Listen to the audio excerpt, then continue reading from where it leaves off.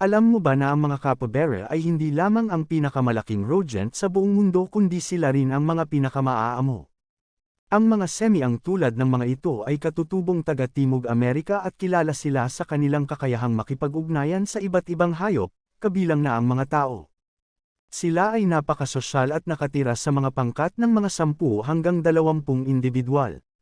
Ang kanilang kakaibang kakayahan na makisama sa iba't ibang uri ng hayop ay sanhi ng kanilang kabaitan.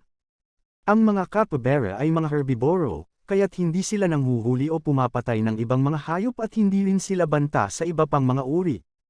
Napakamaaamo nila at hindi nila pinapansin ang mga ginagawa mo sa paligid nila basta't hindi sila nasasaktan. Bukod dito, may kakaibang paraan sila ng pagpapakita ng pagmamahal, kadalasang nag-aalagaan, nagyayakapan, at kahit natutulog na magkatabi. Gayunpaman, matitibay at matibay din ang mga capybara na nakabagay sa iba't ibang uri ng kalikasan. Magaling silang mag-swimming at kaya nilang sumisid sa ilalim ng tubig ng hanggang sa 5 minuto.